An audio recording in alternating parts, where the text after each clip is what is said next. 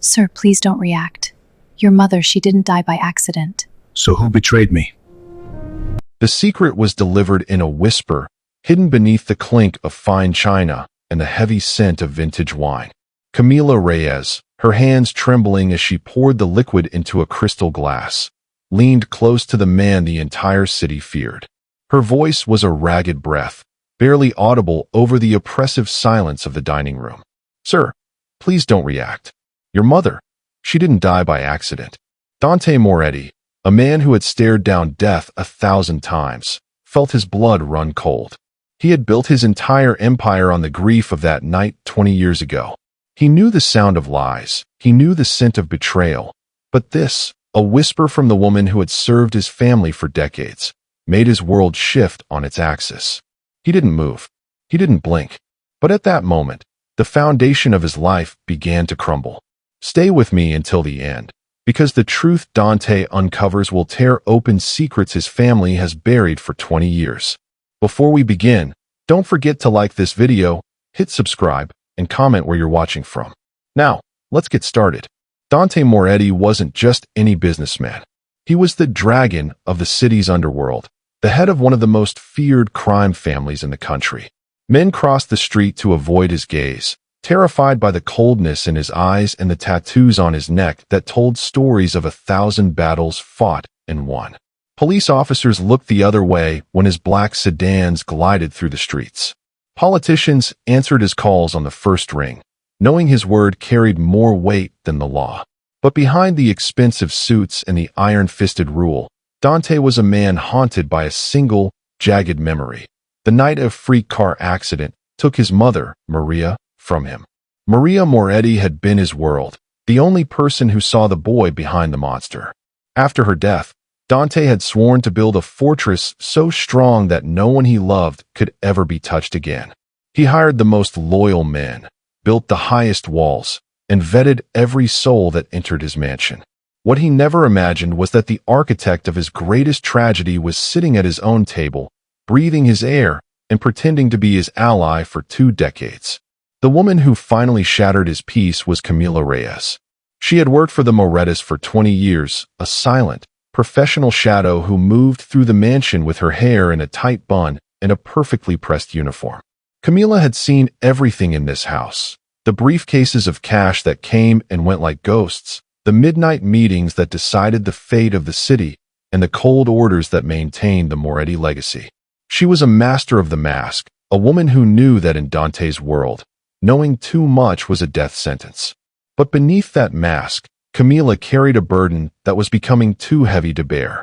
She had seen the accidental stain on the past that everyone else had been paid to ignore. She had noticed the small, chilling inconsistencies in the stories told by Dante's inner circle, the very men he called his brothers. For years, she had watched Dante flinch at the mention of that rainy night, realizing that his legendary coldness was just a shield for a grieving son. Tonight, as she looked at the man he had become, she realized that silence was no longer an option, even if speaking the truth meant her certain death. The city of Chicago didn't just respect Dante Moretti, it held its breath whenever he moved.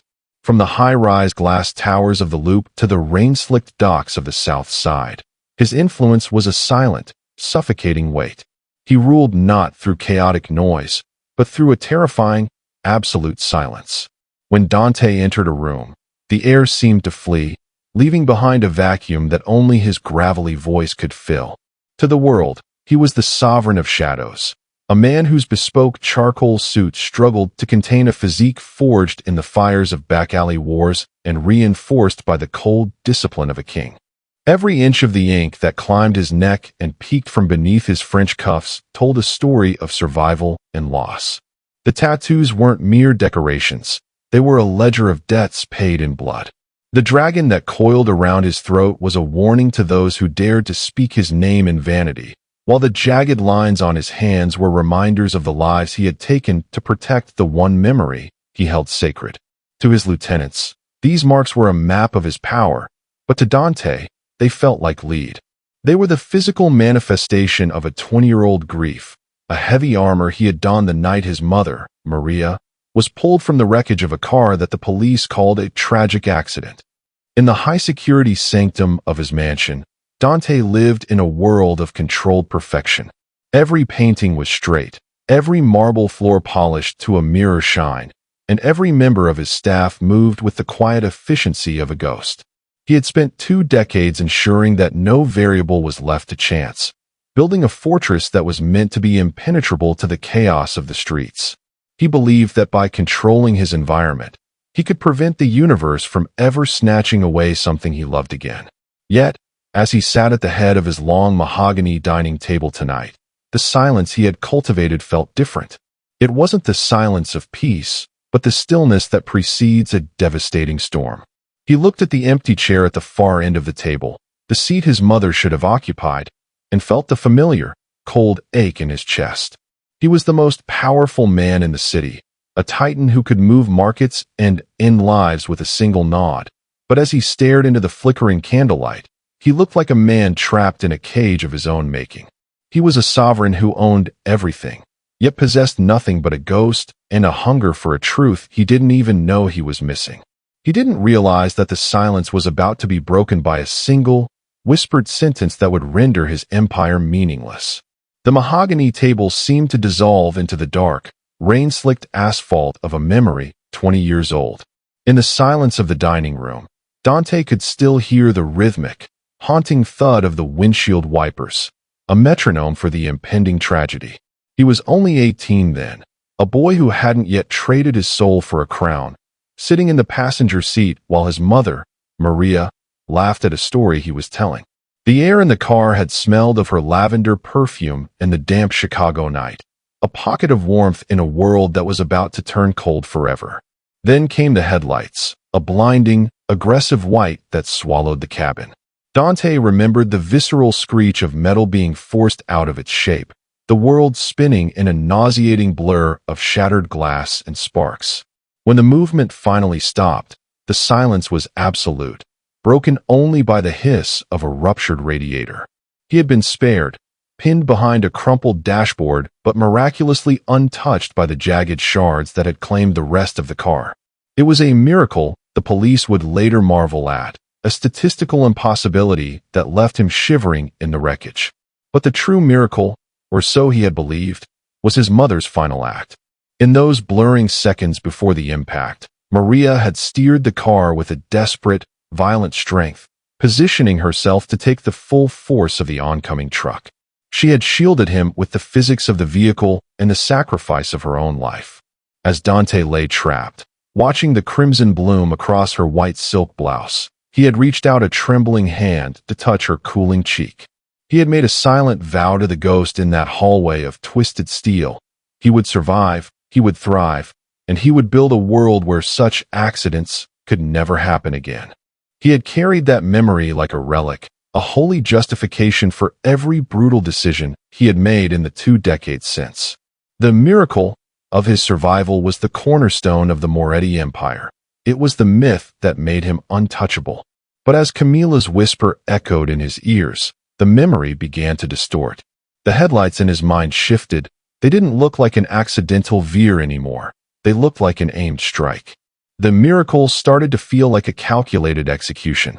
Dante felt the familiar weight of his ink grow heavier, the dragon on his neck tightening its grip as he realized that for 20 years, he hadn't been honoring a sacrifice. He had been living in the shadow of a lie. The ghost of Maria Moretti wasn't at rest. She was screaming for a truth he had been too broken to see. The dining room felt as though the oxygen had been sucked out of it, leaving Dante in a vacuum of his own shock. He didn't move a muscle, but his eyes, dark and predatory, tracked Camilla as she stepped back from his shoulder. Her hands were no longer just trembling. They were shaking so violently that the silver wine carafe rattled against the sideboard. She had carried this weight for 2 decades, a silent witness to the rot beneath the foundation of the Moretti house, and the pressure had finally fractured her resolve. "Why now, Camilla?" Dante's voice was a low vibration, the sound of a tectonic plate shifting. 20 years. You've watched me mourn. You've watched me build this life on a lie. Why speak today? Camilla looked at him, and for the first time in his life, Dante saw past the maid's uniform to the woman who had been a ghost in his own hallways. "Because I saw him, Dante," she whispered, her voice cracking. The man from the night of the crash. The one the police said was a witness who vanished. I saw him today, standing in your own courtyard, shaking hands with your counsel. He wasn't a ghost anymore. He was a guest. She moved closer again, her desperation overriding her fear of the dragon's wrath. She explained the specific stain on the past she could no longer ignore, the detail that had haunted her sleep since that rainy night in Chicago. On the night Maria died, Camila had been at the house preparing the late meal. She had seen one of Dante's father's most trusted advisors, a man Dante now called Uncle, tampering with the brake fluid lines in the garage. At 18, she was a child of immigrants with no status and no voice. She knew that speaking up would mean her body would be found in the Chicago River before sunrise. She had watched the accident unfold in the news, paralyzed by a guilt that had aged her faster than time ever could. I told myself it was for my own safety, she sobbed. And then I told myself it was for yours. I thought if you didn't know, you wouldn't go looking for a fight you couldn't win. But seeing him here, laughing with the men who claimed to protect you, I realized I wasn't protecting you, Dante. I was helping them hide the knife they still have pressed against your back. The revelation hit Dante with the force of a physical blow. The accidental stain wasn't just a failure of a car part. It was a deliberate mark of treason. The men he had enriched, the men who had stood at his side at his mother's funeral, were the ones who had orchestrated the impact. Camila's silence hadn't been a betrayal. It had been a survival tactic in a house of vipers. Now, that silence was over, and the Sovereign of Shadows was forced to realize that the fortress he had built was actually a tomb, and the people he trusted were the ones who had sealed the door. The drive to his mother's old brownstone in the sleepy outskirts of the city felt like a descent into a past he had spent 2 decades trying to bury under stacks of cash and layers of iron. Dante sat in the back of the car, his eyes fixed on the blurring streetlights, his jaw set so tight the dragon on his neck seemed to strain against its skin. For 20 years, this house had been a museum of grief, preserved in a neighborhood that had moved on while his heart remained frozen in the rain of that October night. The official police report, yellowed and crisp in his mind, had called it a loss of control due to mechanical failure. It described a tragic sequence of events where a faulty brake line met a slick road. But as Dante stepped over the threshold, the air heavy with the scent of dust and faded lavender, he wasn't looking for memories. He was looking for the cracks in the narrative.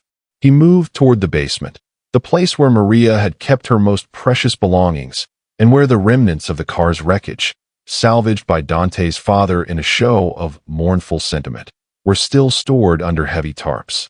Pulling back the canvas, the twisted metal of the steering column groaned, a ghost protesting its disturbance. Dante's hands, mapped with the scars of his own wars, traced the severed lines Camila had described. Under the beam of a high-powered tactical light, the truth didn't just emerge, it screamed. The mechanical failure hadn't been a burst or a leak. The brake lines didn't show the jagged, irregular tearing of high-pressure stress. Instead, the edges were clean, angled, and precise, the unmistakable signature of a high-tensile wire cutter. It was a surgical strike, hidden behind the violent chaos of the subsequent crash. Beside the wreckage, in a small, forgotten workbench drawer, Dante found a shattered piece of a glass taillight that had never been entered into evidence. It wasn't from his mother's car. It was a deep, amber plastic belonging to a luxury sedan, the kind of vehicle only his father's inner circle drove in those days. The police had reported no other vehicles involved, yet here was the physical proof of a second car, a silent shadow that had pushed his mother toward her grave. The first crack in his reality had widened into a chasm. The official report hadn't been a mistake. It had been a script, written by the very men who had stood beside him at the funeral, their hands on his shoulders while their pockets were filled with the spoils of his mother's death. Dante stood in the dim light of the basement, the amber shard digging into his palm until he drew blood. The accident was a myth, and the men he called family were the authors of his ruin. The dragon wasn't just grieving anymore. He was waking up, and the city of Chicago was about to find out what happened when the Sovereign of Shadows finally saw the light. Returning to the mansion was like stepping back into a freezer. Dante moved through the corridors with a calculated, rhythmic precision, his footsteps echoing against the marble with the finality of a closing coffin lid. To anyone else, he was the same immovable monolith, the sovereign of shadows whose silence was his greatest weapon. But beneath the surface, the ice was sharpening into glass. He resumed his seat at the head of the mahogany table, picking up his silver fork as if the revelation in the basement hadn't just razed his world to the ground. His lieutenants, men who had waded through blood at his command for a decade, began to shift in their seats. There was an atmospheric shift in the room, a drop in pressure that made their skin crawl. Dante hadn't raised his voice, and he hadn't issued a single threat, yet the air in the dining hall grew heavy with the predator stalking prey energy that preceded a massacre. He sat perfectly still, his eyes fixed on the empty space at the end of the table, but the tattoos on his neck seemed to pulse with a dark, rhythmic life. He was no longer just a boss. He was a shark circling a cage, and the men around him were beginning to realize they were the ones behind the bars. Uncle Silas, the man who had supposedly mentored Dante after the crash, leaned forward to refill his glass, his hand steady with the practiced ease of a career liar. "You're quiet tonight, Dante," Silas remarked, his voice a gravelly purr of false concern. "Is the merger weighing on you?" Dante didn't turn his head. He watched the wine pour, red and thick, like the blood on that amber glass shard hidden in his pocket. "I was just thinking about legacy, Silas," Dante murmured, his voice so low it was almost a growl. "About how some things are built to last, and how others are designed to fail from the start." The table went dead silent. The lieutenants exchanged darting, nervous glances. They were used to Dante's coldness, but this was different. This was a predatory focus, a lethal stillness that suggested he was looking right through their skin and counting their sins. Camila, standing by the sideboard, kept her head bowed, but she could feel the heat radiating from Dante. The walls of ice he had built around himself for 20 years hadn't melted. They had become a mirror, reflecting the treachery of every man in the room. He was acting as if nothing had changed, but in the calculated way he cut his steak and the terrifying void in his gaze. The message was clear. The dragon was no longer sleeping, and the hunt had already begun. The stillness of the mansion at 3 a.m. was deceptive, a thin veneer of peace over a foundation of rot. Dante sat in his private study, the only light coming from a single desk lamp that cast long, skeletal shadows across the room. Before him sat the manila folder, a nondescript object that Camila had retrieved from a floorboard in the servants' quarters, a document she had snatched from his father's office during the chaotic weeks following the funeral. As Dante opened the folder, the smell of aged paper and old greed filled his nostrils. He expected to find a simple hit order, but the reality was far more cold-blooded. It was a liquidation ledger. The documents revealed that Maria Moretti hadn't just been in the way of a business deal.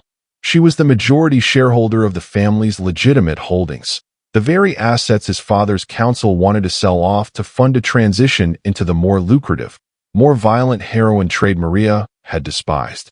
His eyes scanned the signatures on the transfer of power. There, in neat, confident ink, was Uncle Silas's name, alongside a $3 million offshore wire transfer dated 48 hours after the accident. The money hadn't come from a rival gang. It had come from the Moretti Contingency Fund. Dante's breath hitched as he realized the true depth of the betrayal. His mother's life had been appraised, audited, and sold to the highest bidder by the very men who had raised him. They hadn't just killed her. They had used her death as a capital injection to build the very empire Dante now commanded. The folder contained a final, devastating piece of evidence, a grainy, black and white surveillance photo taken at a private airstrip. It showed Silas and the witness the police claimed never existed, shaking hands beside the luxury sedan Dante had identified from the amber glass shard. The man he had called family had been the director of the tragedy, watching from the wings as the car hit the embankment. Dante felt the ink on his skin tighten, the dragon on his neck feeling less like armor and more like a tether to a life of lies. He had been this sovereign of shadows, but he now realized he was merely the prize pony in a stable built on his mother's blood. Every win, every expansion, every drop of power he had accrued over 20 years had been exactly what the traitors wanted. He had spent his life protecting the vipers who had orphaned him. As he closed the folder, the disturbed shock in his eyes solidified into a lethal, focused clarity. The paper trail was complete. The debts were tallied. And now, the dragon was going to ensure that the interest was paid in full. The dining room was a cathedral of oppressive elegance, the air thick with the scent of roasted meat and the metallic tang of unspoken dread. Dante sat at the head of the table, a stark contrast to the man who had sat there only nights before. His expression was no longer one of disturbed shock, but of a terrifying, surgical clarity. He looked at the men surrounding him, the council that had mentored him, the uncles who had toasted to his health while living off his mother's blood. Silas sat to his right, his smile as polished as the silverware, yet his eyes darted toward the shadows where the house guards stood unusually still. Dante didn't wait for the second course. He didn't even pick up his glass. Instead, he signaled to Camila. 20 years ago, Dante began, his voice a low, gravelly resonance that seemed to vibrate the very plates on the table. This family suffered a tragedy. We called it an accident. We built an empire on the ashes of that rainy night. I was told that fate took my mother, and that you men were the ones who pulled me from the wreckage. He stood up, the light catching the dragon on his neck, making it appear as if the ink were coiling for a strike. He reached into his jacket and pulled out the manila folder, dropping it onto the center of the mahogany table. It slid across the polished wood, stopping directly in front of Silas. But fate didn't cut those break lines, Silas, Dante whispered, the silence in the room becoming a physical weight. Fate didn't sign the wire transfers 48 hours after she was buried. And fate certainly didn't shake hands with a paid hitman at a private airstrip while I was at the cemetery. The color drained from Silas's face, leaving it the shade of old parchment. The other lieutenants froze, their hands hovering near their waistbands. But a quick glance toward the doors revealed that Dante's youngest, most loyal guards, the ones who hadn't been around 20 years ago, had already unholstered their weapons. I spent my life protecting you, Dante said, walking slowly around the table, his hand resting briefly on Silas's shoulder. The contact made the older man flinch as if he'd been branded. I thought I was the sovereign of shadows, but I was just the guard dog for the men who murdered my mother. Tonight, the service ends. Dante didn't yell. He didn't need to. The truth was the sharpest blade in the room. He looked at Camila, who stood by the door, her eyes no longer wide with fear, but steady with the justice she had waited half a lifetime to see. Dante picked up his wine glass, not for a toast, but to watch the reflection of the men who had once been his world. He had gathered them for a final supper, but he wasn't the one being served. He was the one delivering the check, and the price was a soul for a soul. The dragon was no longer mourning. He was presiding over a funeral that was 20 years overdue. The silence in the room was no longer empty. It was pressurized, vibrating with the force of Dante's lethal focus. He didn't look at the minor lieutenants or the hired muscle. His eyes were fixed entirely on Silas, the man who had stood as a surrogate father for 2 decades. Dante's hand remained on Silas's shoulder, a grip that felt like the closing of a trap.